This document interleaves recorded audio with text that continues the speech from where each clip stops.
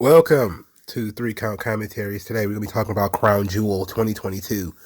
It was actually a good show. Mostly good. It was some soft spots, some mid that went on a little too long.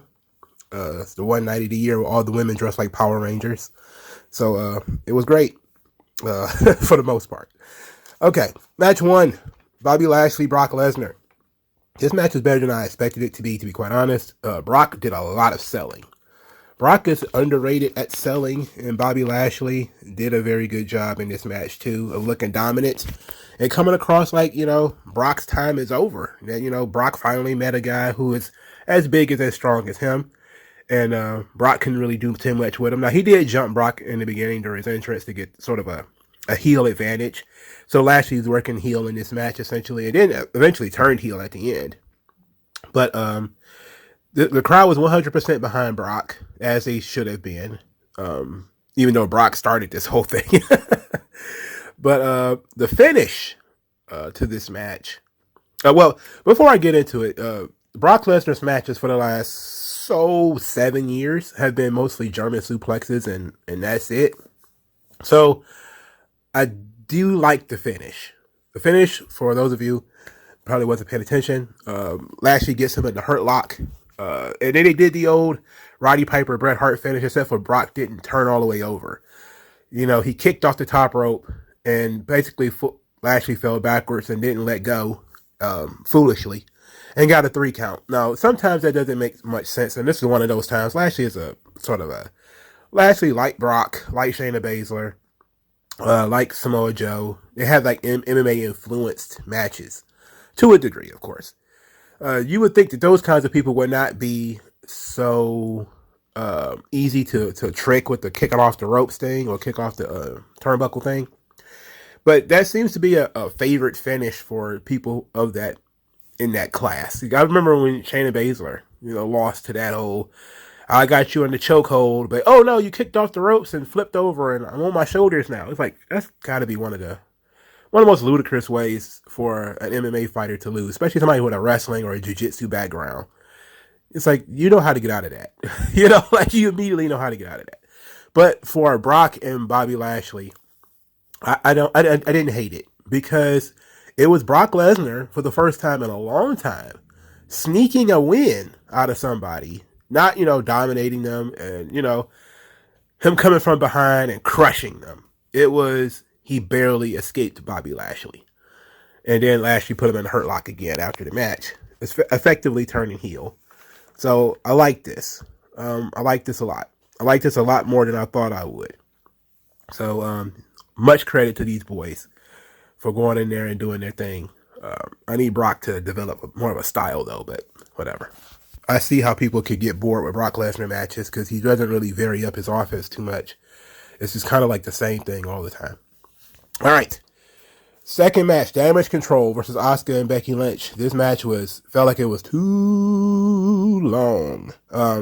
Also, but the EO and Asuka bits of this match were tremendous. They were very good. You could tell that Alexa Bliss is, about to get wrapped up in this Bray Wyatt thing as she was cutting her promo, basically saying that they've been preparing for this match since they got put down a couple of weeks ago by Damage Control. So, even though they already got their revenge by returning and winning the titles, I guess that wasn't enough. And it's certainly not enough now because Damage Control are now the new women's tag team champions. So Asuka and Alexa Bliss were tag team champions for exactly 5 days. Oh boy. A lot of people are tripping, but I kind of saw this coming. Nikki Cross interfered in this match using an elevated net breaker on Alexa Bliss, allowed, I think it was Dakota Kai to steal the win. I kind of saw somebody helping Damage Control win. If I remember correctly, I may have said it was going to be Mia Yim. But, they did a similar thing to what I thought they would do, except for they did it with Nikki Cross. So I'm guessing Nikki Cross is going to join Damage Control. Well, that ought to. Well, it's only slightly better than Mia Yim. The 50-50 booking in the women's tag team championships, the frustration so many people are having with Damage Control. I don't like Damage Control because they suck. It has nothing to do with the booking, really. Because I like Io and I like Bayley. But there's just no way that they're interesting. The chemistry isn't there. But Triple H is going to make it work. He's going to force his girls upon the population, one way or the other. Whether you agree with it or not. In any event, however, it was okay. I didn't hate it. I didn't hate this match. I don't see the point of the 50-50 booking, but it's really just dragging towards War Games. That's really what we're doing here. It's just kind of dragging this thing way too long to War Games. But whatever. I just want to know, are there going to be other legitimate female tag teams, or are we just going to be dealing with these two? These four for a while. These two teams. I don't know. I have no idea. I don't have any answers to that question.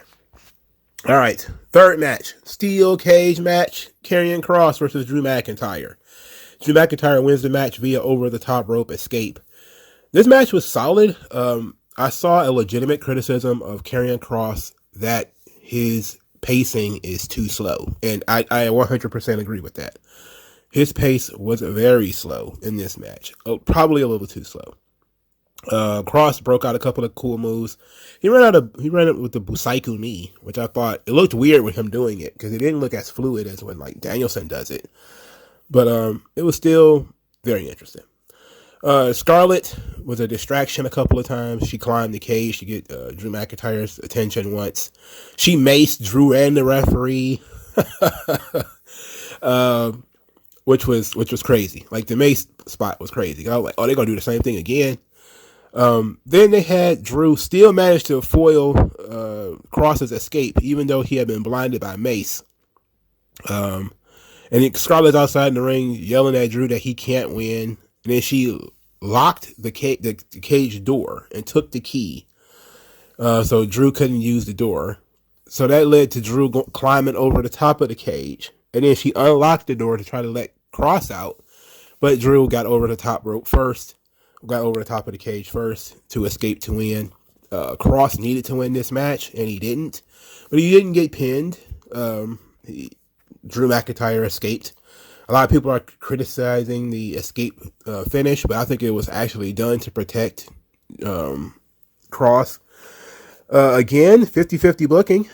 Kross won the last one. McIntyre won this one, which guarantees there's going to be a third one of some description. I liked both of these guys. It's just that I agree with the criticism that Karrion Kross and his pacing is too slow.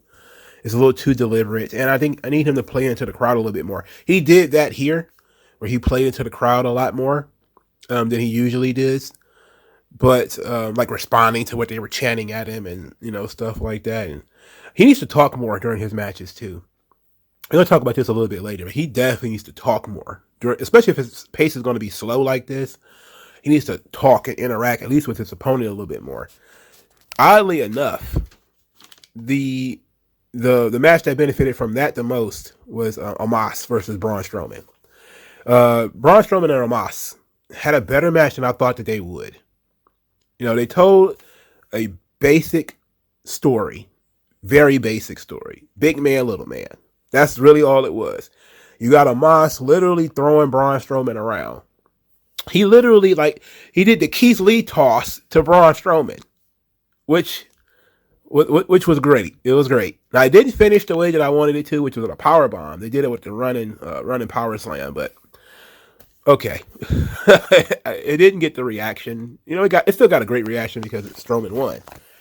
But this match was better than it should have been because they told a basic story. And Omos, as when he was being physically dominant, he was talking his shit. This is your giant. This is your monster. And he's kicking him and, knocking him down. It was great. It was great heel stuff from Omos that he doesn't normally get a chance to do because usually his opponents are job guys. And when MVP is there, for some reason, he has no charisma. But at least here, he had presence. He had size. He didn't 100% bowl over for everything Braun Strowman did. He looked like a legitimate giant. And he looked very strong. So Braun looked really strong when he beat him. So this was great. MVP was not there. most people, I know I was one of them at first, thought MVP was not going to Saudi Arabia because of his convictions previously. He went on Twitter and refuted that, saying that his convictions have not stopped him from traveling in many, many years. But he did not respond when I think it was Fightful said that the reason he's not going is because he is a heretic. Essentially, he went from being a Muslim to now being an atheist. And that is punishable in Saudi Arabia. So MVP chose not to go. So they wrote him off TV. Okay, that makes a lot more sense, to be quite honest, because when I looked at his Twitter account, he was mocking religion. So it probably was the best idea for him not to go. And people hate heretics more than they hate non-believers. And that's, I think, a true thing in Islam. That they really have some really bad feelings for heretics. People who once believed and then turn their back on the religion. They have no tolerance for that. There's probably more tolerance for gay people than there are for heretics. So more people should be talking about religious countries like Saudi Arabia and not really allowing religious diversity. I mean, so many people are complaining about the women's matches and how the women have to cover up. You know, it's like, okay, well, if you're into cat suits and that kind of thing, this show is not going to bother you. Besides, there have been more women wrestling on these Saudi Arabia shows than there have been on AEW pay-per-views. I mean, at this point, there has been like 2 women's matches on most of the Saudi shows now. You know, from the first one where they didn't have any to where they barely got one on the show. They have evolved quite a bit on the women's issue. You know, now they're not going to change their culture so that the women can be, I don't know, dressed normally, if you want to put it like that. That's probably going to be a while off. But them and the women getting good reactions too. Let's be honest. They're getting good reactions, and the audience are treating them, because the audience has now become not an audience that wants to see what this is and what they're doing. That's what it was the first year. You know, when the first 2 events, they were kind of like, what is this? What's going on here? Then I think for the last year and a half, maybe 2 years, the audience has been a solidly, I watch Raw and Smackdown every week audience. I know what to chant. I know this stuff kind of audience. So they're sort of waking up, but they're not going to really change too much on how the way women dress. They're not going to change too much on that, at least not anytime soon. That's gonna be a thing. But as far as everybody talking about, the women in Saudi Arabia, like, the women aren't under any kind of threat, but MVP might have been, for his change in religion. It might also have been a little bit different from Sami Zayn, him being Syrian and everything. So you never really know. But so certain political issues getting more attention than others. I don't know about that one, man. Anyway, Amos and Braun Strowman was better than it should have been. They actually did a test of strength, which was hilarious. And the Saudis loved them some Braun Strowman for some reason. I have no idea why they love Braun so much, but he is very, very over in Saudi Arabia. All right, I skipped this match, but it was okay. It just felt like filler. Judgment Day versus the OC. The OC's theme song is so boring. It's so generic. It doesn't have lyrics to it. There's nothing catchy to it. Like, when they were coming out, I was just kind of like, are generic jobbers just coming out here? Like, why can't they go back to Omen in the Sky? The old Gallows and Anderson theme. I don't know. I don't know why they can't go back to their old themes. But I guess, especially since WWE probably owns the fucking theme, why they can't use it. Also, Michael Cole gave us some Bullet Club history during this match, actually saying Bullet Club before he said the club. Rhea Ripley was out there mocking Beth Phoenix with the hairstyle, with like hella extensions in her hair, which I guess was the tease to who the OC's buddy is going to be to take her out. But the interesting thing about this match is that it ended just like all the other matches. Rhea Ripley gets involved. She snatches AJ Styles, the small guy, off the apron, then drops him face first on the apron, allowing for the coup de grace in the Judgment Day. becomes victorious. Match was fine. It felt like filler, though. It felt like something that should have been on Raw, and not something that was legitimately necessary for this show. It felt like a time filler. A lot of people are definitely tripping about the OC and their help that they've said 2 weeks ago that they were going to bring. It still ain't showed up yet. It still ain't there. But I'm not surprised that it's not there, if we're being honest. And they're probably not going to fly somebody to Saudi Arabia just to do this.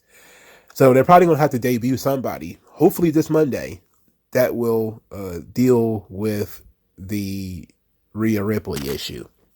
The OC have been looking absolutely foolish. And it is what it is. I'm not even too upset about that. Speaking of filler, the Usos defeat the Brawling Brutes. Nothing wrong with this match at all. 1D off the second rope.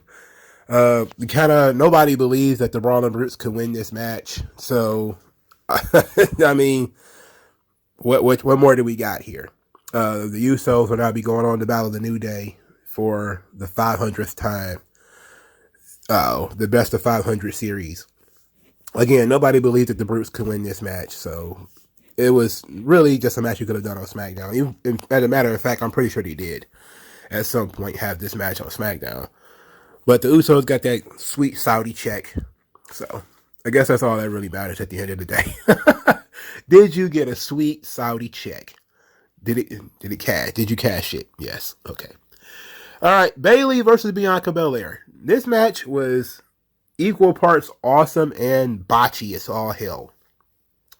Solid match in and of itself, but Jesus Christ, could they not get anything right? So, for starters, Bayley was playing possum in order to get an advantage in this match, which makes no sense because the match has no disqualification. And if Bayley had legitimately hurt her leg, why would the referee be trying to get involved to stop it? It's like, okay, well, if she hurt her leg, let's let her stay down for the count of 10, and then we can end this thing, right? But it was just her playing possum. All right, so Bianca gets caught in the ring steps. This is a nice spot. Bayley is, hitting her with the kendo stick. It's not bad. And then Bianca is lifting the stairs. And I'm like, oh, okay, I thought she could lift the stairs, and she did lift the stairs, but then she tried to throw the stairs, and it didn't quite work out.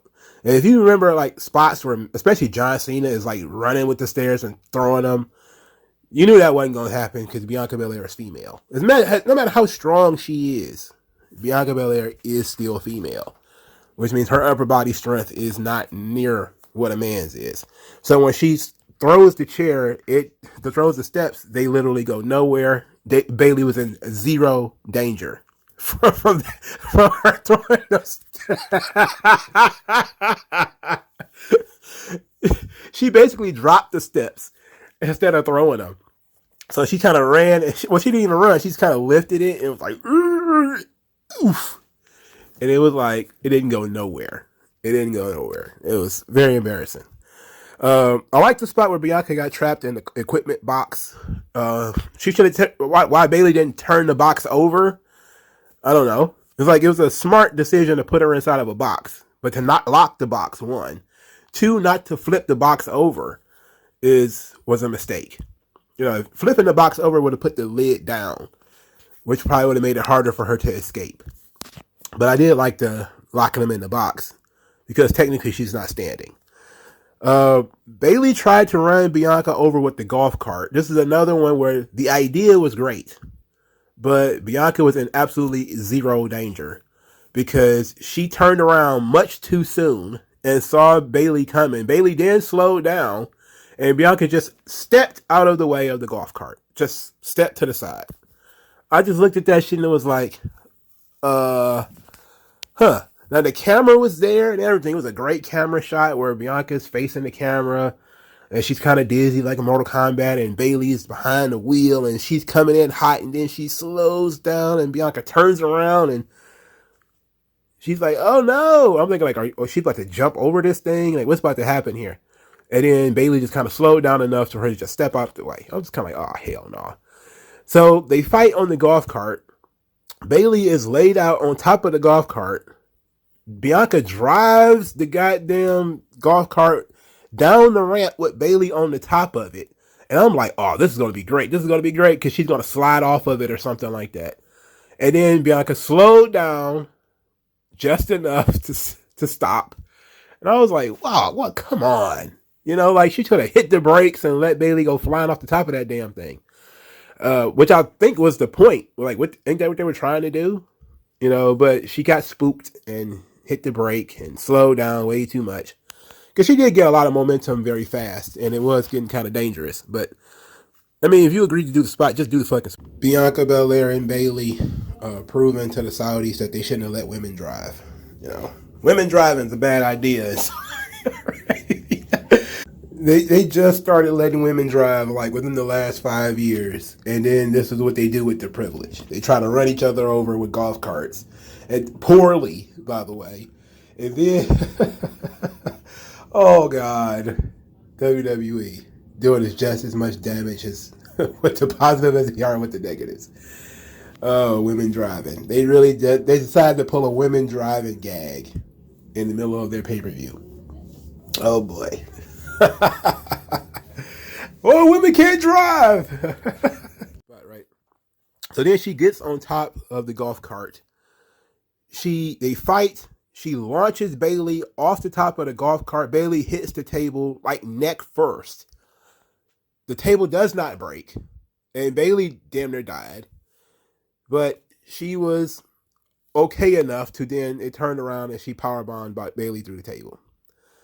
Man, that golf cart stuff was very disappointing. It looked like it was set up to be something unique, something great, because, you know, the girls are trying to do something a little bit different, and they were doing something different. But the golf cart stuff was very embarrassing. Nothing worked the way that they wanted it to. Nothing worked the way that they wanted it to. All right, later they're using ladders, they're using chairs.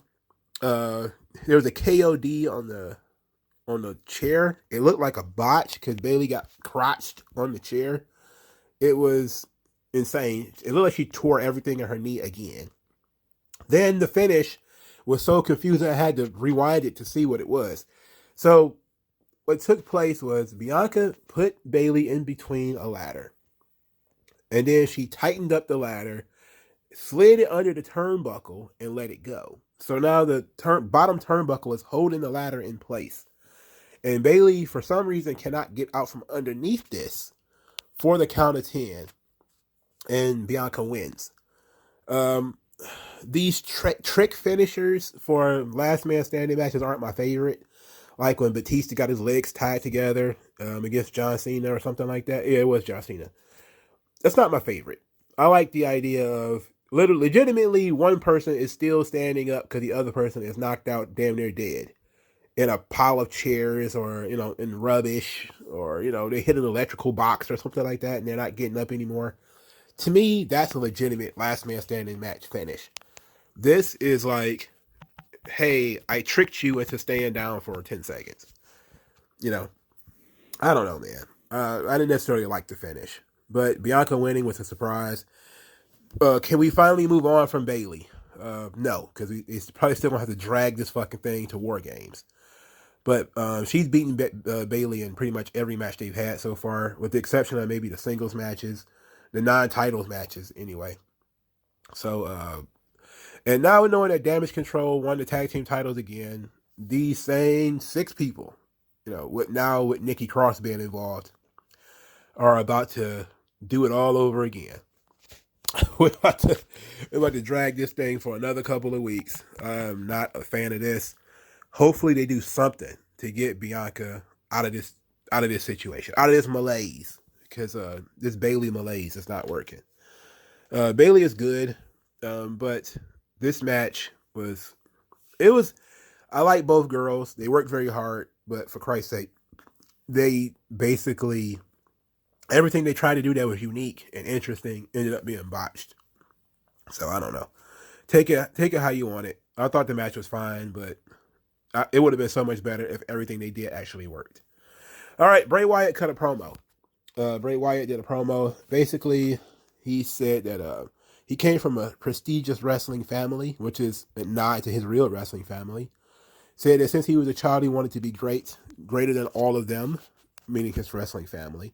And he did all he thought he needed to, but he gave too much of himself, and he became a monster. And as that monster, he no longer felt pain or fear, and that being untouchable felt really good. And he said that the monster he made himself ran off everybody that he loved. The crowd there chanted, "We love you," not in cadence, by the way. They were off. They were off. But Bray Wyatt said, "Nobody loves me. I don't even love me."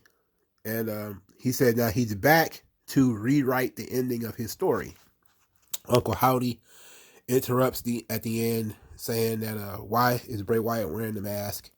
Said that he can't fool him, that why would anybody love you? If they knew the truth, they wouldn't love you. Said that you will go too far because it will feel very good. And at that point, you'll put on the mask or you won't take the mask off. So, yeah, that was something. You know, Bray Wyatt came all the way to Saudi Arabia just to cut a promo, but they're still setting up that the Fiend is still within him. It's something that he really enjoyed. It gave him power. It gave him prestige, but he doesn't want it anymore. But of course, Uncle Howdy is saying that, you know, of course you want that. And eventually it will come back. So, you know, we're dealing with, obviously, Bray Wyatt and his inner demons. His inner demon, of course, still being the Fiend, which was his inner demon before. It's something that he's kind of trying to keep trapped inside of him. But he's struggling with it. And it seems like Uncle Howdy is going to be the guy that's going to drag it out. But I'm interested in what Alexa Bliss, how Alexa Bliss is going to fit into this. Because they did tease earlier that she would be involved. And she kind of saw that and was kind of like, moving on. You know, there was no real address to it. So I guess we'll have to see. Have to wait for this thing to play out. But it's been 3 weeks of promos. We are getting some stuff here, and it's getting a little bit more lengthy. It's getting a little bit more meaty in terms of story. But I'm very interested in, like, when can we take this to the next level? Because we're getting to the CM Punk levels of I'm just happy to be here sort of, you know, vibe. And everybody knows how frustrated I got with that. And we're getting to that point with Bray Wyatt too. It's like, it's cool to set this thing up, but we need to kind of move forward and do something at some point. But I love that the crowd was involved with this. He chewed up a lot of scenery in terms of how long his entrance was. I think his entrance was so long his music started over. You know, so, and I love his new theme song, by the way. It's fantastic. But this was fun. Main event: Logan Paul, Roman Reigns. This was awesome. This was much better than it should have been. And I feel like I owe an apology to everybody who wanted Logan Paul to work a longer match. Because I was like, okay, 10 to 15 minutes, that's it. But they're probably going to tell the story of Roman dragging it out longer, which is exactly what they did.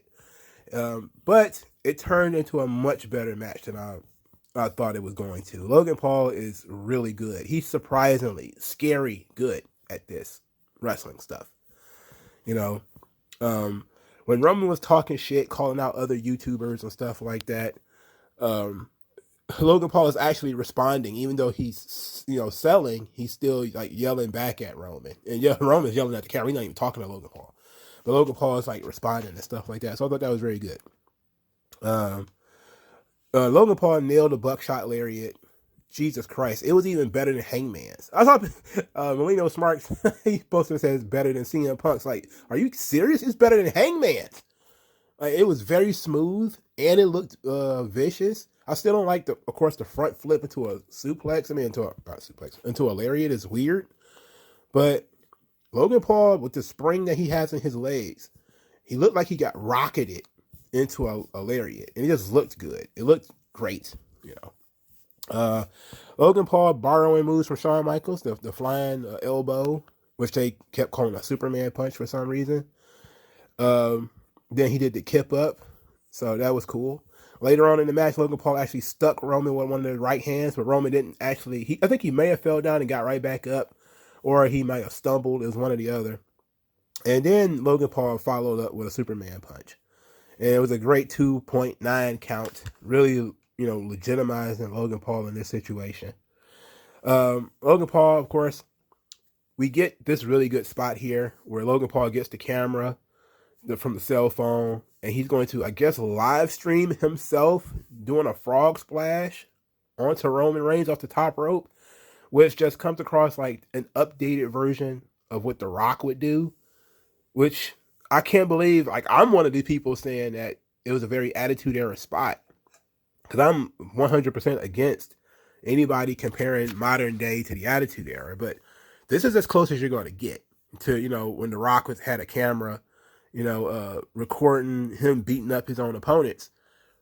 This guy, it took forever for him to do this, by the way. He probably should have been counted out. Both of them probably should have been counted out. But it was a nice spot, and it's something that jumps off as a highlight reel for, this kind of show. So because Logan Paul's boys gave him a camera to embarrass the Tribal Chief, the Usos came out there and beat him up. This, of course, took the match off the rails. So now, I guess these are Logan Paul's friends or whatever. They're getting their asses kicked by the Usos. This brings Jake Paul out, who threw two of the worst looking right hands. I mean, whoever throws a punch and goes all the way down with the punch? Like, who does that? Who throws a punch and goes all the way down with the punch? I've never seen that before in my entire life. It was two of the fakest looking punches ever.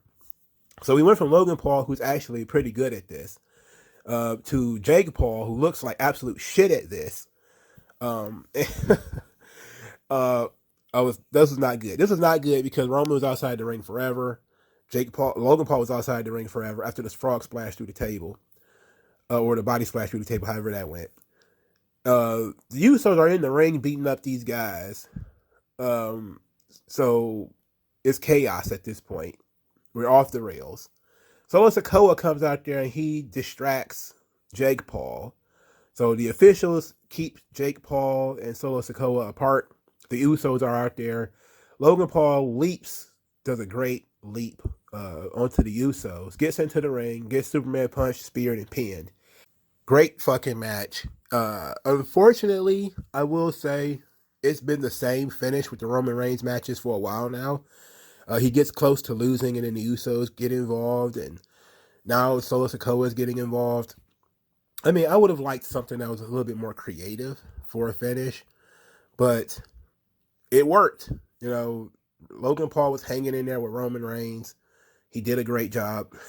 He started talking about how he tore every ligament in his leg ever after the match. Look, tore an ACL, tore an MCL. Okay, tore both of them in the same match, in the middle of the same match. I don't know, bro. I think it's just an excuse for him to lose, and also an excuse for him to not be around for a while. But pick one. Pick one and just say that one.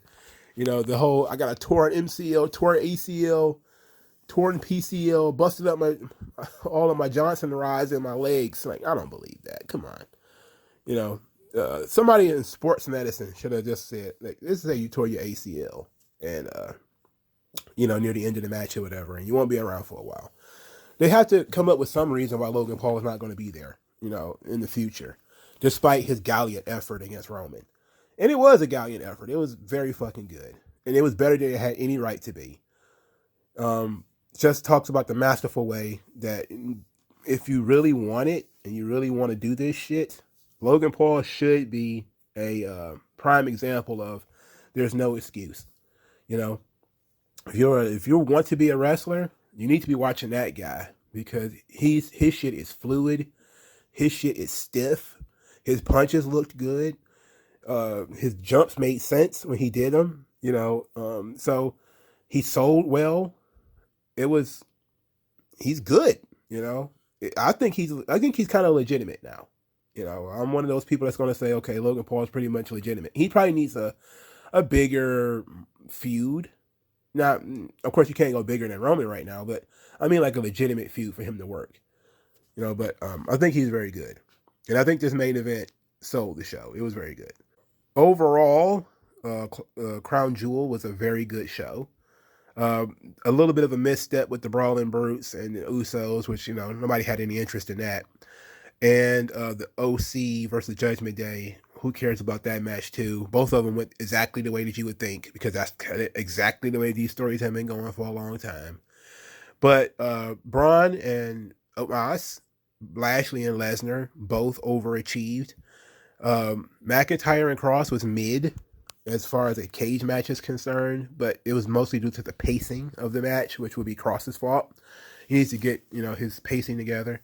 Of course, we can all complain about Damage Control winning the tag team titles again, which I don't care about those fucking belts, man. So I don't care that they won them back. But Bianca and Bayley was okay. I just wish they didn't botch everything. And the main event was awesome. So let me know what you guys think. Like, share, subscribe. I'll talk to you guys later, man. Peace.